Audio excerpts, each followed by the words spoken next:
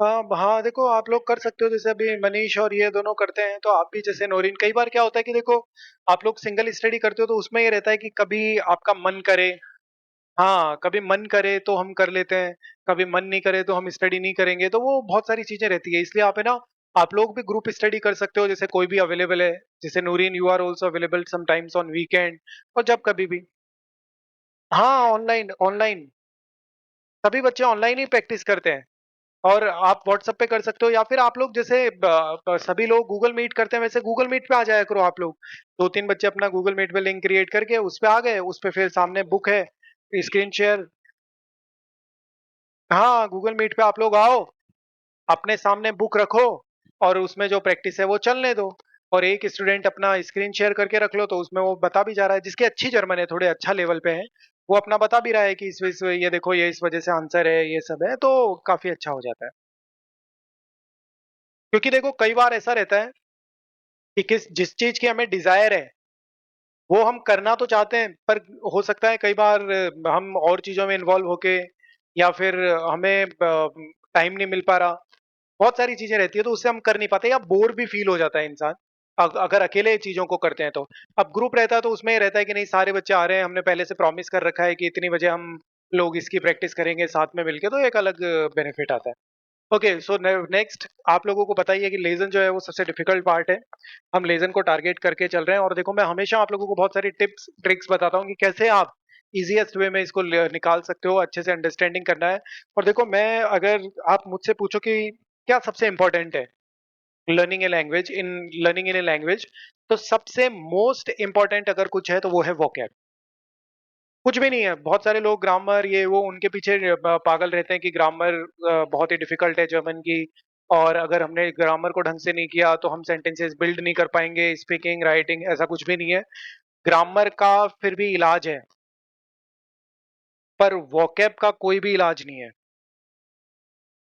ये हमेशा ध्यान रखना, ग्रामर का इलाज है, क्योंकि ग्रामर का ऐसा रहता है कि आज नहीं तो कल आपको आ ही जाएगी, बट वोकैब तो अगर आपने नहीं की तो वो अप लेवल में जैसे जैसे आगे जाते रहोगे बहुत सारी इकट्ठी होती जाएगी। तो इसलिए प्लीज वोकैब को सबसे ज्यादा करो, रिपीटेशन पे लाओ वोकैब्स को, टेक्स्ट रीड करो, उनके मीनिंग्स को देखो, उनको बार बार रिवाइज करो, उनको राइटिंग में यूज करो, उनको स्पीकिंग में यूज करो, ताकि वो आपको बहुत अच्छा हो जाए। तो सबसे पहले हम लेसन को देखते हैं।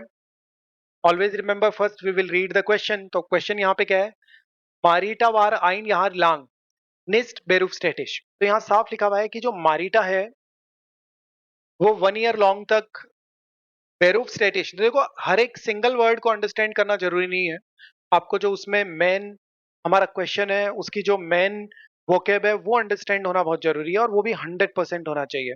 तो क्या हो रहा है कि मार्टिना वार आइन याहर लांग निस्ट बेरूफ स्टेटिश, so she was not working. किस लिए? उम जिश ईयर केंड सु क्यूमन। क्यूमन का मीनिंग आप कैसे रिलेट कर सकते हो, जैसे मान लीजिए एग्जाम में बैठे हो आपको नहीं आ रहा, चाइल्ड है और मदर है, कोई मदर है और चाइल्ड है, तो रिलेवेंस क्या आ रहा है, उनका उनका रिलेवेंस है उनका, उसका टेक केयर करना। तो ऐसा नहीं है कि आपको एक एक वर्ड एकदम एक्यूरेट याद हो, आप थोड़ा बहुत रिलेवेंस भी ला सकते हो अगर आप फंस चुके हो एग्जाम में और आपकी वोकेब अच्छी नहीं है तो। So Martina war ein Jahr lang nicht berufstätig, sich ihr Kind zu kümmern। यानी कि वो 1 ईयर तक वर्किंग नहीं थी, और वो क्यों वर्किंग नहीं थी, क्योंकि वो क्या कर रही थी, वो अपने चाइल्ड का टेक केयर। तो अब हमें यहाँ पे देखना है कि आंसर क्या है।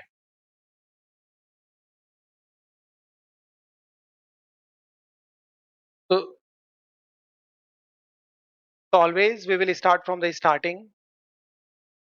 तो देखो उसने बोला है कि वेर द माउअर निस्ट केफाल एंड माउअर। अब जैसे मान लीजिए आपको पता ही नहीं चल रहा वोकेब की माउअर का मीनिंग क्या है, तो भी ऐसा कोई बड़ा इंपैक्ट नहीं आएगा, माउअर मीन्स वैसे वॉल होता है। Dann würde ich wahrscheinlich immer noch im Klassenzimmer stehen. 5 Jahre lang war ich Grundschullehrerin। तो वो टीचर थी फॉर 5 years के लिए, डॉयच und स्पोर्ट इन ऑस्ट Berlin. dann kam die Wende। वेंडर का मतलब होता है चेंजेस, चेंज होना, वेंडर पुंक्ट बोलते हैं उसको, यानी कि किसी चीज के अंदर चेंज होना। दी माउअर वार वेग, यानी कि जो बर्लिन, आप लोगों को पता होगा कि जो बर्लिन है वो टू पार्ट्स में डिवाइड हो गया था, ईस्ट एंड वेस्ट बर्लिन में।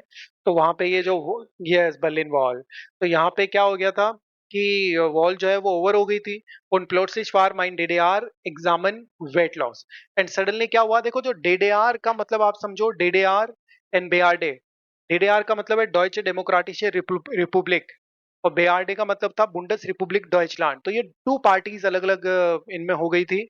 तो अब आप खुद ही सोचो कि अगर आपके कंट्री का डिवाइडेशन हो गया, आप पाकिस्तान में रह गए और आप इंडिया में रह गए, और फिर वापस से पाकिस्तान और इंडिया 100-200 सालों बाद में पता चला कि एक हो गए, तो आपके जो पाकिस्तान के डॉक्यूमेंट्स थे उनको इतनी अहमियत नहीं मिल रही, तो इस वजह से उसमें भी उसका यही हो रहा है कि उसको जो डीडीआर में एग्जाम्स वगैरह हुए थे उसके वो वेट लॉस है। वेट का मतलब वर्थ होता है, वर्थ होता है, और वेट लॉस का मतलब वर्थलेस हो गए। ठीक है, तो अभी तक कुछ भी हमारा आंसर नहीं मिला है क्योंकि रिलेवेंस नहीं आ रहा। माइने डॉक्टर वार गिराडे गिबोरन, अब आ रहा है। ये जो डॉटर है शी बॉर्न इशवार अलाइन अर्सीहेंड। अलाइन का मतलब आपको पता ही अलोन है, और अर्सीहेंड यानी कि सिंगल पेरेंट थी, वो सिंगल मदर। उन देसाल प्योर आइन यार सू हाउस है, और इस वजह से वो 1 ईयर तक कहाँ थी? घर पे। हाँ, तो इशवार अलाइन अर्सीहेंड उन देसाल प्योर आइन यार सू हाउस है। 1 ईयर के लिए वो घर पे थी। आल्स इश वीडर इन देन बेरूफ आइन स्टाइगन वोल्ट है। आइन स्टाइगन का मतलब गेट इन है कि when I wanted to get in the profession gab es nicht nur einen neuen Start, sondern auch viel zu viele Lehrer für viel zu wenige Stellen। ये बहुत सारे टीचर्स हो गए थे और बहुत लेसर जॉब पोजीशंस थी। तो इसका मतलब है कि वो प्रॉब्लमेटिक हो गया था सब कुछ, क्योंकि डिवाइडेशन खत्म हो गया था। लोगों की डिमांड इतनी ज्यादा थी नहीं जितने लोग हो गए, तो इस वजह से इसको प्रॉब्लम आई। तो इसके अंदर आंसर क्या आ जाएगा? प्रेस्टिज है बिल्कुल, कि मार्टिना वार आइन यहाँ लॉन्ग निस्ट बेरुफ स्टेटिश, यानी कि मार्टिना जो है 1 ईयर लॉन्ग तक वर्किंग नहीं थी, बिकॉज उसका उसको टेक केयर करना था अपने चाइल्ड का। रिस्टिश, जर्मन में आपको बताइए रिस्टिश है या फाल्च है, तो उसमें क्रॉस करके उसको राइट माना जाता है।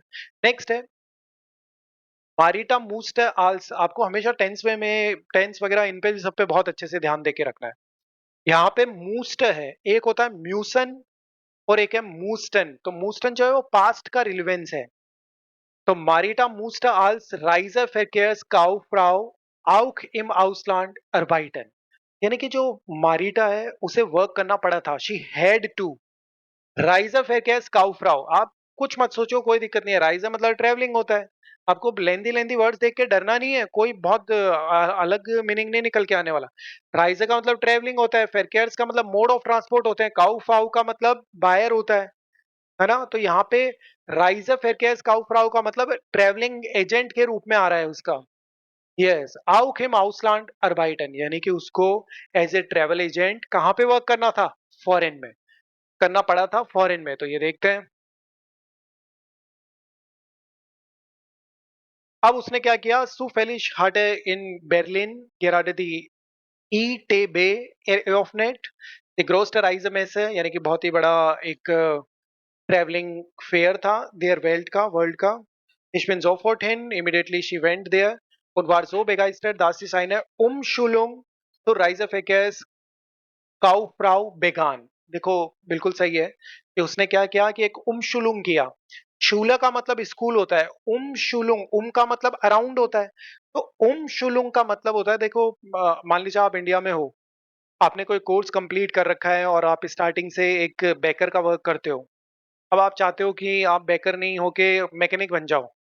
मैं स्किल्ड थिंग्स की बात कर रहा हूँ, सिर्फ स्किल्ड वर्क्स में ये ज्यादा होता है। तो आप क्या करोगे, 5-6 मंथ्स में उमशुलुंग कर सकते हो। उमशुलुंग प्रोग्राम्स होते हैं जिनके अंदर आप लर्न करते हो कुछ अलग प्रोफेशन को, और आप अपना यस और आप अपने प्रोफेशन को चेंज कर सकते हो वेरी फास्ट। तो यहाँ पे उसने क्या किया, उमशुलुंग किया और अपने प्रोफेशन को फिर चेंज कर दिया।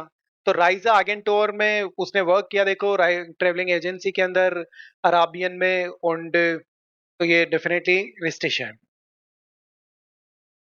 Correct, so this answer is also रिस्टिश। नेक्स्ट क्वेश्चन को देखते हैं। तिकुंडन मिड देनन, यहाँ पे रिलेटिव्स आर्ट्स यूज हुआ है। तिकुंडन मिड देनन यानी कि the customers with whom Marita इश्प्राक। अब आप खुद सोचो, इश्प्राक लिखा हुआ है जबकि होना चाहिए इश्प्रेशन वर्ब या फिर घेशप्रोखन होना चाहिए, बट इश्प्राक लिखा है। कोई बता सकता है इश्प्राक क्यों है? क्योंकि यहाँ पे ये प्रेटेरिटुम है। और अगर ये नाउन होती तो ये कैपिटल होती, और लैंग्वेज होती तो ये कैपिटल होती, बट कैपिटल नहीं है, स्मॉल है। तो इसका मतलब ये यहाँ पे क्या हो रहा है? वर्ब है, और ये प्रेटेरिटुम है। इश्प्रेशन का प्रेटेरिटुम होता है इश्प्राक।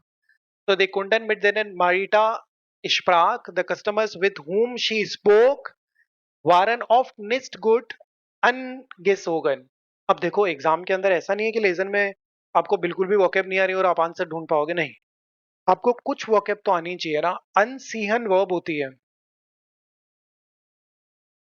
और बहुत ही कॉमन वर्ब है, A1 से ही स्टार्ट हो जाती है यूज होना। अनसीएन का मतलब वेयर करना होता है, वेयर करना, पहनना कपड़े। और उसका परफेक्ट होता है अनगे सोगन। तो यानी उसने बोला है कि जो कस्टमर्स थे वो उसके साथ में जो टॉक करते थे, वो ऑफन बहुत अच्छे क्लोथ्स नहीं पहनते थे, मतलब वेल ड्रेस्ड अप नहीं होते थे। तो इसका अपन पता लगाते हैं। तो यहाँ पे वो ट्रेवलिंग गाइड, ट्रेवलिंग एजेंट के रूप में वर्क करने लग गई। और फिर उसके बाद में होटल्स, ये वो Dock allmählich ließ die Begeisterung für den Job nach, bis ich wusste, was ich wirklich wollte, sind mehr als 5 Jahre vergangen।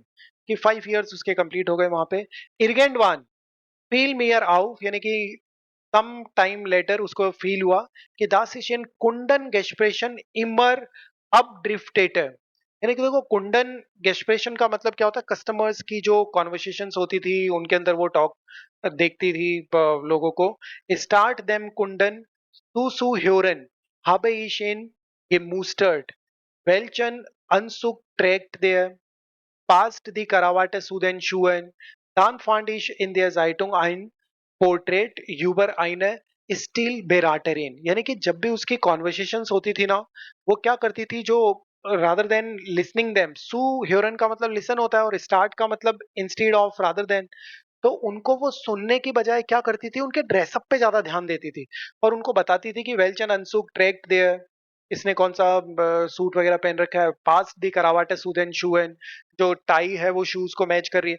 तो वो क्या करा उसने, फिर एक न्यूज़पेपर के अंदर एक पोर्ट्रेट फाइंड आउट किया, स्टील बेराटरिन का। स्टील का मतलब क्या होता है? फैशन। और बेराटर कौन होता है? जो काउंसलिंग वगैरह करता है। यानी कि उसने फैशन इंडस्ट्री में अपना, या तो फैशन इंडस्ट्री में उसको अपन, हाँ, स्टाइलिस्ट। हाँ, फांड इज प्रेटेरिटुम, बिल्कुल बिल्कुल, कहाँ है ये रहा, फांड प्रेटेरिटुम है, फिंडन का फांड हो गया है। तो स्टाइलिश, स्टाइलिस्ट जो है उसकी जॉब का उसे लगा कि ये वो कर सकती है।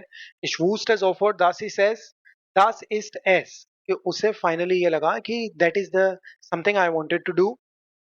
हाँ, फिर modern und Farben hatte ich immer schon interessiert, कि वो किसके लिए इंटरेस्टेड थी हमेशा? फैशन, कलर्स, इनके लिए।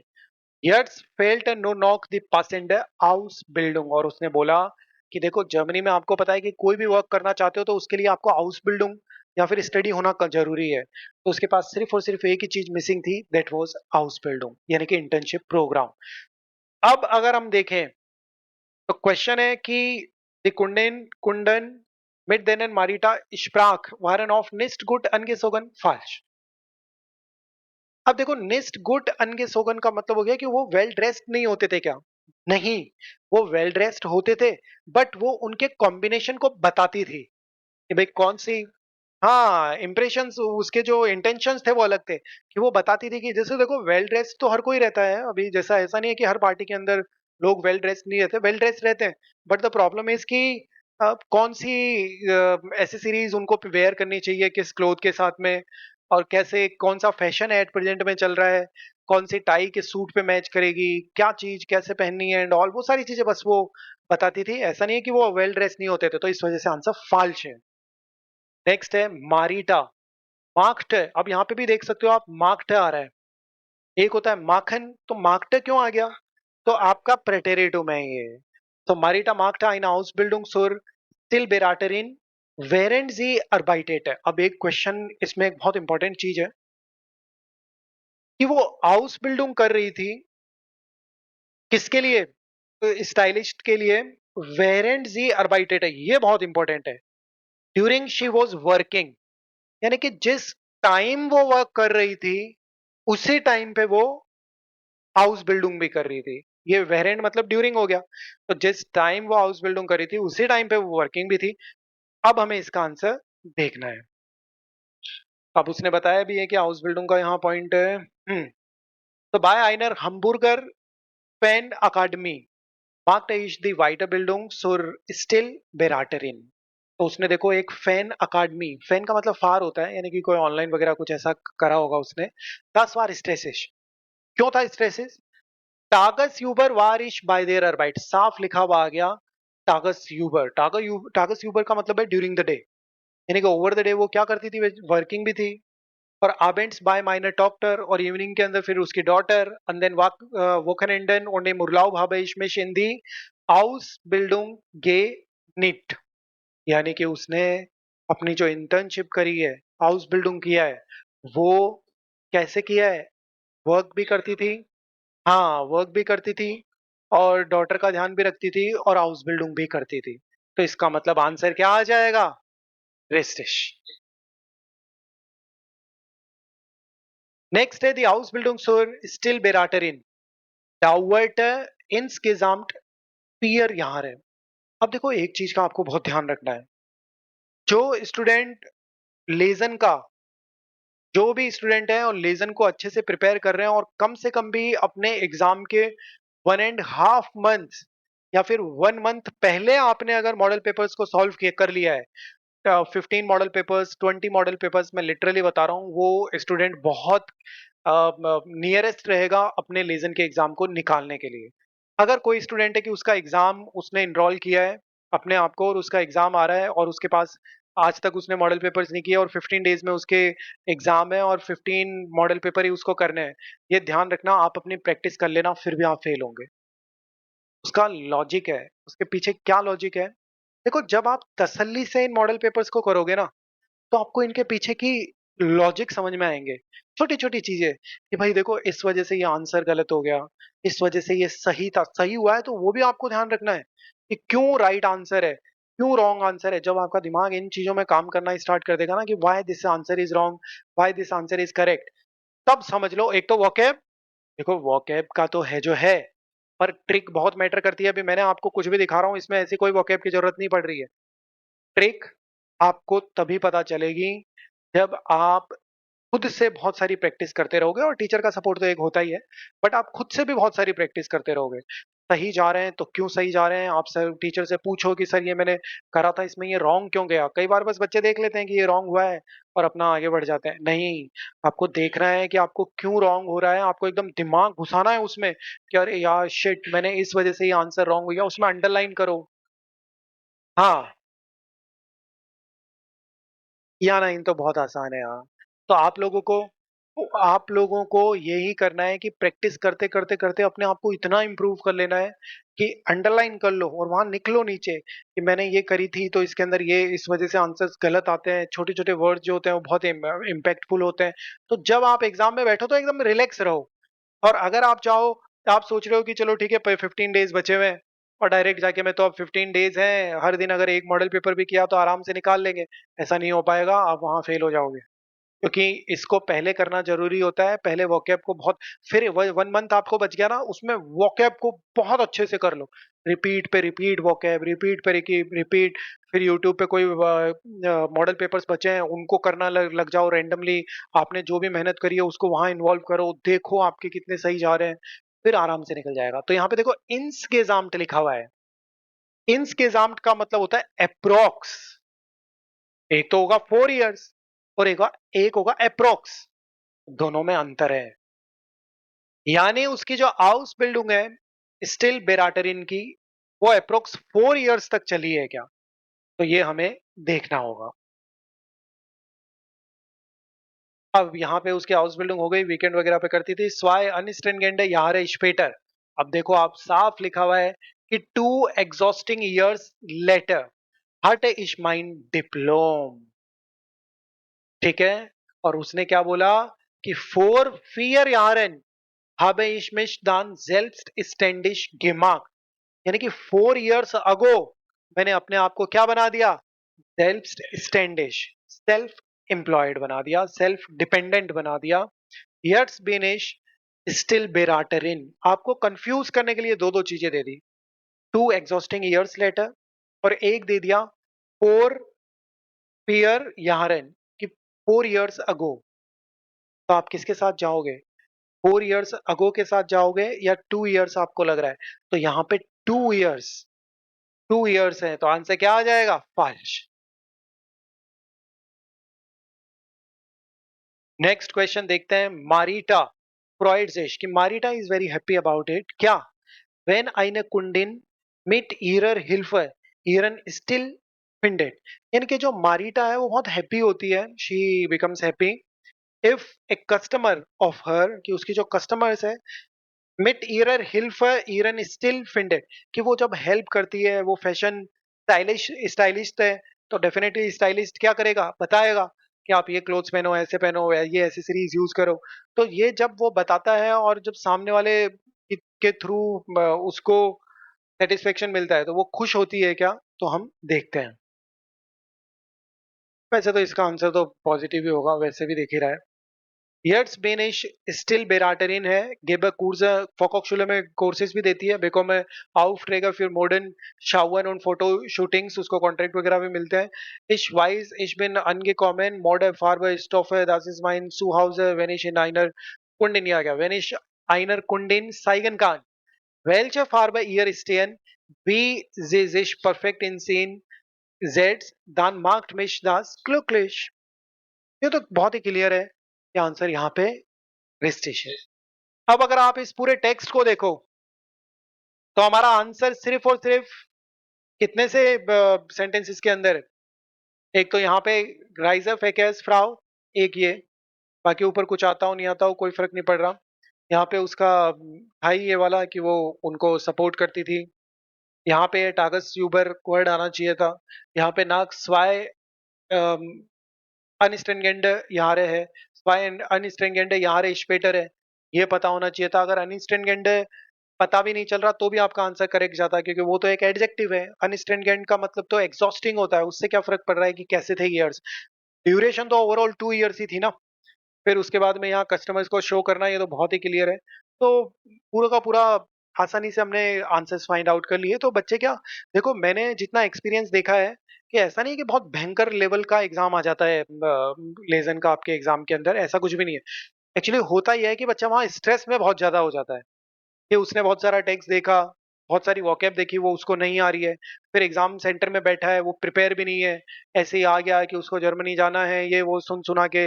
और भाग तोड़ वाली जिंदगी है आज के टाइम, आज के बच्चों की भी, पेरेंट्स की भी, सब लोगों की एक्सपेक्टेशंस बहुत हाई लेवल की है, वो करना कुछ भी नहीं चाहते।